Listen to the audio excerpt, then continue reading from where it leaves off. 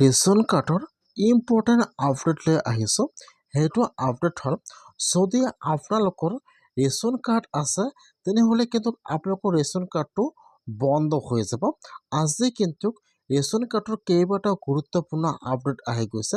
যদি আপোনালোকৰ ration card আছে তেনেহ'লে আপোনালোকে ভিডিঅ'টো সম্পূৰ্ণকৈ চাই ল'ব, স্কিপ নকৰাকৈ। এইবাৰ যিসকলৰ ৰেচন কাৰ্ড আছে, যিসকলৰ EKYC সম্পূৰ্ণ কৰা নাই, এতিয়া কিন্তু সেইসকলৰ ৰেচন কাৰ্ডটো বন্ধ হৈ যাব।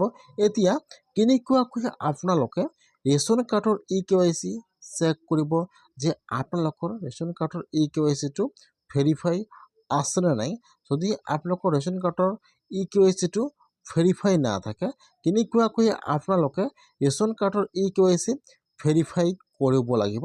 মই আজি এইটো ভিডিঅ'ত আপোনালোকক সম্পূৰ্ণ প্ৰচেছ ষ্টেপ বাই ষ্টেপ দেখুৱাই দি আছোঁ।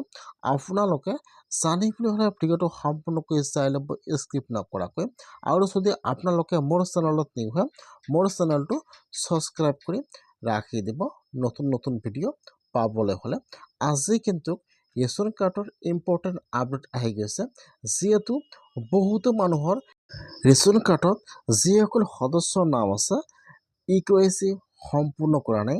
নিশ্চয় আপোনালোকে সকলোৱে জানে যে এইবাৰ কিন্তু ৰেচন কাৰ্ড খালি এজনৰ নহ'ব বা দুজনৰ কিন্তু থাকিব লাগিব। সেইকাৰণে কিন্তু দুজনৰ EKYC ভেৰিফাই থাকিব লাগিব। যদি আপোনালোকৰ ৰেচন কাৰ্ডত আপোনাৰ পৰিয়ালৰ কোনোবা এজনৰ ভেৰিফাই নাই, তেনেহ'লে কিন্তু আপোনালোকৰ ৰেচন কাৰ্ডটো বন্ধ হৈ যাব। এতিয়া কথা হ'ল যে কেনেকুৱাকৈ আপোনালোকে ৰেচন কাৰ্ডৰ EKYC চেক কৰিব আৰু কেনেকৈ ভেৰিফাই কৰিব জানি লওক। আপোনালোকে ৰেচন কাৰ্ডৰ EKYC কিন্তু আপোনালোকে অনলাইনৰ পৰা চেক কৰিব পাৰিব, অথবা যদি আপোনালোকে অনলাইনৰ পৰা EKYCটো চেক কৰিব নোৱাৰে, যিটো আপোনালোকৰ ৰেচনৰ দোকান আছে, আপোনালোকে কিন্তু তাত যাব লাগিব। তাত যাই আপোনালোকে ফিংগাৰটো দিব লাগিব আৰু তাৰপাছত আপোনালোকে তাত যাই চেক কৰিব লাগিব যে আপোনালোকৰ EKYCটো ভেৰিফাই আছেনে নাই। তাত কিন্তু শ্ব' কৰিব। আপোনালোকে ফাৰ্ষ্ট যিটো আপোনালোকৰ ৰেচনৰ দোকান আছে, আপোনালোকে দোকানৰ পৰা চাউল আৰু দালি বা লৱণ এইবিলাক বস্তু লৈ আহিছে, আপোনালোকে আপোনাৰ ৰেচনৰ দোকানত যাই আপোনালোকে ফাৰ্ষ্ট আপোনালোকৰ EKYCটো চেক কৰিব। যদি আপোনালোকৰ EKYCটো ভেৰিফাই আছে, তেনেহ'লে কিন্তু আপোনালোকে আৰু ৰেচন কাৰ্ডৰ EKYC কৰিব নালাগে। আপোনালোকৰ EKYCটো ভেৰিফাই আছে। আৰু যদি আপোনালোকৰ EKYCটো ভেৰিফাই নাই, তেনেহ'লে কিন্তু আপোনালোকে এতিয়া আপোনাৰ ৰেচনৰ দোকানৰ পৰা EKYCটো ভেৰিফাই কৰিব লাগিব। আপোনালোকে মেচিনত ফিংগাৰ দিব, তাৰ পৰা আপোনালোকে EKYCটো ভেৰিফাই কৰি ল'ব।